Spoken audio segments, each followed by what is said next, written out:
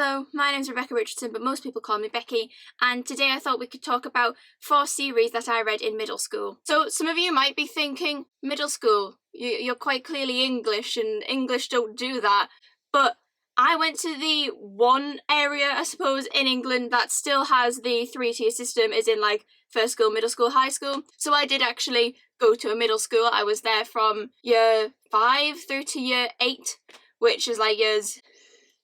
I was 11 when I started and I was 13, 14 when I left, and all of these books I'm about to show I kind of read from like year 6 onwards because I didn't really read much to begin with, and then I was sort of introduced through these books, so they like mean lots to me now, obviously, because they were sort of the series that got me into reading. So the first series I read in middle school was Pegasus by Kate O'Hearn. If you've never heard of this series, Pegasus follows a girl by the name of Emily, who I believe was about 13 in book 1. She lives in New York with her dad, and basically the gods, per se, come to the earth when Pegasus crashes onto her, like, balcony, and everything kind of kicks off from then. There's all these monsters, some of the other, like, god characters come into it, and the first book was just them fighting monsters in New York. This series I was a bit reluctant to read at first because up until reading this, all I read was like little kids' books about like animals and things, and I was a bit scared to kind of read outside of that, which is something we've covered on this channel before. This book was given to me as part of a reading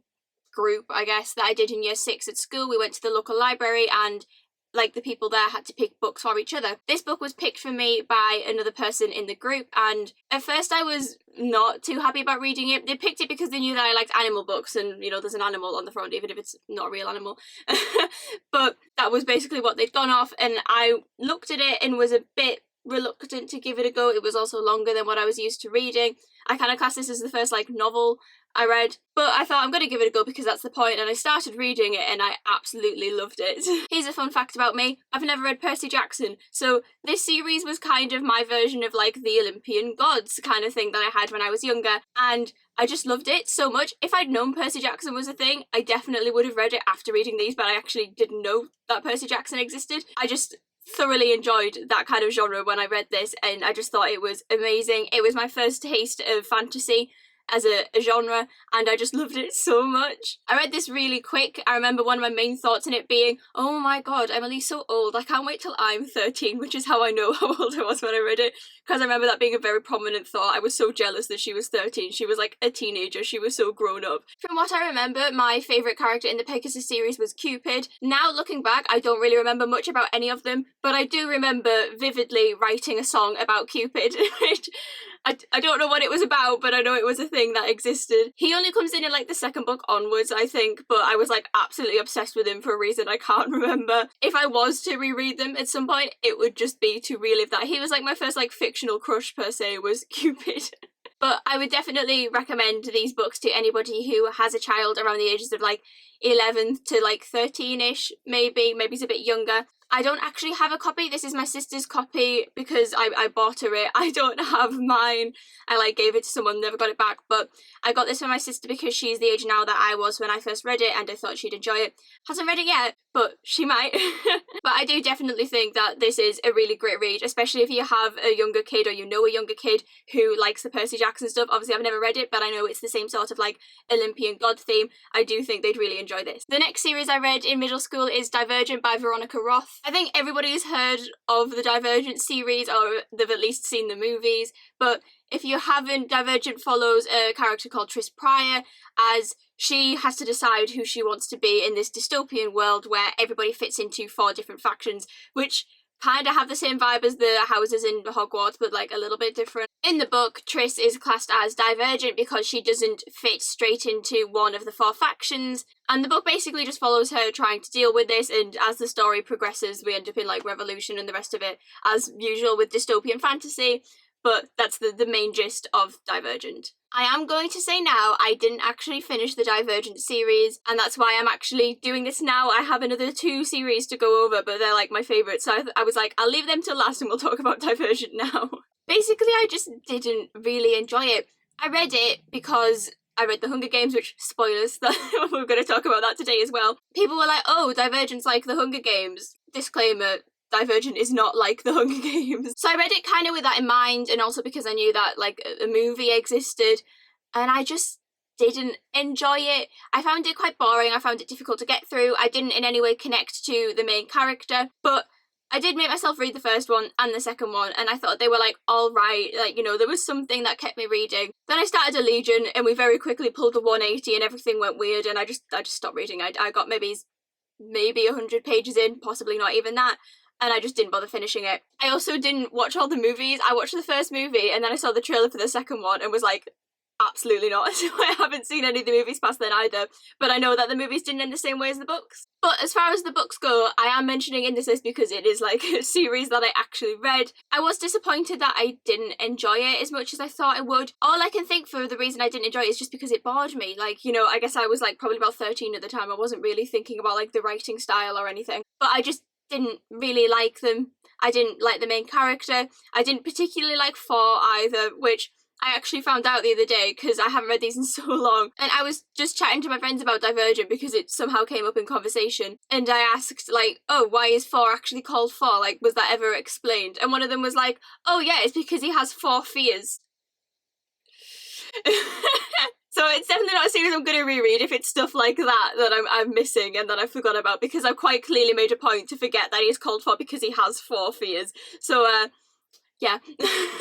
I do know, though, that a lot of people did enjoy these books. They just weren't my thing, but they were definitely a part of my reading experience in middle school. Next on the list of series I read in middle school, can you guess it?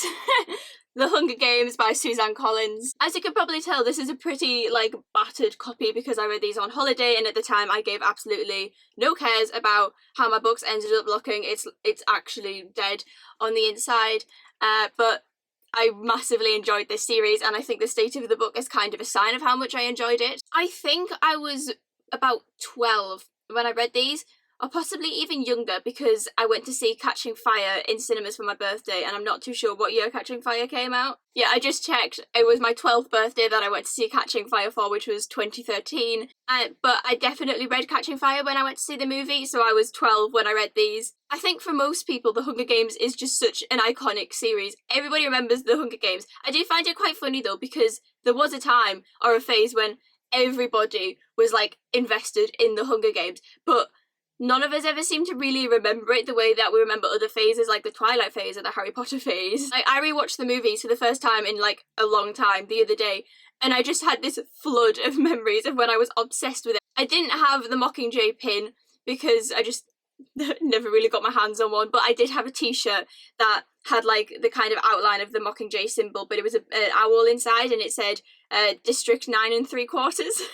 I feel like there's really no need for me to explain what The Hunger Games is about, but if somehow you don't know, The Hunger Games follows a girl called Katniss Everdeen, who lives in a dystopian world where once every year, people from the district surrounding the capital are chosen to fight to death, basically. This is treated like a TV show, and all of the children of the different districts, their names are put into a hat, and their names are chosen out, and then whoever's picked has to fight. Katniss is chosen when it's her sister's name who's pulled out, and she volunteers to take her place. Along the way, she meets Peter Malak, who is the other District 12 nominee, I guess, and they have to enter the Hunger Games and try not to die. I think my favourite thing about this series, looking back on it, is, like, the effect it had, not just on people, but, like, just in general. What the Hunger Games did to everybody, I don't think any of the series will ever manage. And that is kind of bringing up all of these themes in, like, you know, this is YA, but it's like young YA. Like, I was 12 when I read this.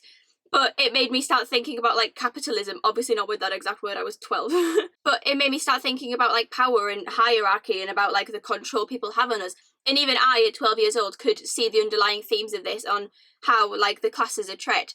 It was very obviously there, and I think everybody was aware of it. The rebellion that takes place in the Hunger Games series is always one of my favourite plots ever in a book. I loved the movies just as much as I loved the books because of the way they portrayed this and the way that they were also very true to Katniss as a character. One thing I always really liked about Katniss is that she was different to the usual, like, one teenage girl saves the world kind of trope, where she didn't really want to. Like, of course she wanted this rebellion to happen, she wanted to, like, overthrow the government per se, but she was never that happy about being the one in charge and being, like, the figurehead of the movement, which made her more relatable as a character, because instead of her being like 17 years old but the strongest person there and full of confidence, she was quite clearly not that confident and just this teenage girl who'd been thrown into the middle of something that was much larger than her. The Hunger Games isn't a series I've reread yet because I'm not a big fan of rereading, but if I was to actually sit and for my own enjoyment reread a series, it would probably be this. I also rewatch the movies, which I don't tend to rewatch movies either, but I fully enjoy these movies every time I watch them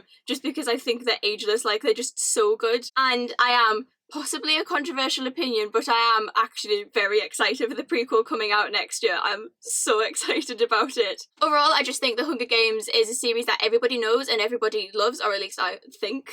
I've never seen negativity against The Hunger Games. It's just something that I enjoyed so much. And I think it's just a part of my childhood that I often forget about. Like, I so often forget about how obsessed I was with these books. Last but in no way least, the final series I read in middle school is, of course, Twilight by Stephenie Meyer. Again, I probably don't have to tell you what Twilight is about, but in case you don't know, Twilight follows a girl called Bella Swan who moves to a new town called Fox, and in this town there's vampires and werewolves that she runs into and falls in love with, and yeah, that's basically the plotline. Twilight, when I look back on it now, definitely isn't like the best, but when I was like 12, 13 reading this, I absolutely adored them. I was obsessed with these books. I have this theory that anything you're into when you're like 12, 13 just sticks with you, and Twilight for me is one of those things. Again, this is something that I've considered rereading, but I don't know, because I think if I was to reread it now, I'd pick up on all of like the issues with it that I don't particularly want to. Something was pointed out to me the other day about one of the characters that I just completely missed when I read it. Or I must have read it, but I suppose I was 12. I didn't really know much at the time. And I was like, oh, so like it's things like that that I want to avoid. I was definitely Team Edward. I adored Edward Cullen. I found Jacob to be incredibly boring, which I think is a sign of how different the movies were, because in the movies I didn't mind Jacob, but I really didn't like Edward. But yeah, if we're talking about fictional crushes again, if Cupid from Pegasus was my first, Edward Cullen was my second. And sometimes I wish I could go back to just being like 12, reading these on holiday and just like loving every second of it. I read all 4 books in like 2 weeks. I was like obsessed with them. Unlike The Hunger Games, I didn't enjoy the Twilight movie, which I don't think is a controversial opinion as such. I actually rewatched the first one the other day with my sister and was like, what did anybody see in this? Like, it's different from the book, but also as a movie on its own, it just wasn't good. I was a bit odd. I was watching it like, they have no chemistry. What's even happening? And like the weird blue filter, it was a whole thing. Other than the baseball scene from the first movie is one thing I can say is iconic and always will be iconic. But as far as the books go, I absolutely loved them. As I've said, they were just like my thing when I was like 12, 13. We had the Hunger Games, and then after the Hunger Games was the Twilight phase. They were everything to me at that point in time. I didn't really like Bella ever, to be quite honest. She got on my nerves and I found her quite annoying. I basically read it for the Cullens. It was one of those books where like the side characters other than Edward were my favourite. So like I wasn't that interested in Bella, I wasn't interested in Jacob, the whole love triangle thing just got on my nerves. But then you had like Alice and Emma and even like Charlie Swan, who were just so much more interesting than Bella, and I was like, can we just please have a whole series about like the Cullens and Charlie? I think the first book was definitely my favourite just because for a start it was my introduction to this world, I guess. Also, the other ones had like things I didn't like about them. The second one was more Jacob, and as I've mentioned, I didn't dislike Jacob, he just bored me. I didn't really care about him, and the majority of book 2 was Jacob. Then I enjoyed book 3, I'd say that one and this, the first one, are definitely my favourites, and the fourth one was possibly the definition of anticlimactic. There was nothing worse than being built up to this fight scene in Breaking Dawn, where, bearing in mind, before I read these, my mum had been like, oh, read these, they made me cry. And I spent every moment reading these books waiting for, like, some big death scene. Like, I was just gonna, like, sob my heart out. It was building up, and we got to Breaking Dawn, and they were like, oh, we're gonna have to fight, like, what they called the Volturi or the Volturi or something.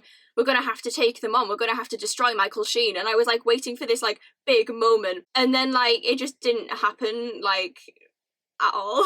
Even in the movie, there was that like dream sequence they did that was like Alice's vision, which in itself had a lot of plot holes like connecting to what she's supposed to be able to see and what she can't see, but they didn't even do that in the book. We didn't even get to pretend people were beheaded in the book. It was just, oh, well, we're all here, but actually we're just going to talk out our feelings and nobody's going to fight, and then we're just going to live happily with our weird immortal daughter who's in love with my best friend. So yeah, I like to pretend Breaking Dawn didn't happen when I'm talking about these books. I like to pretend that Eclipse was just like the last book in the series. But as I said, Twilight will definitely always have a special place in my heart because it meant so much to me. Even now, I still find myself kind of going through the memes because like the Twilight memes now are actually really funny. They've had this whole like renaissance and it's like actually really funny now.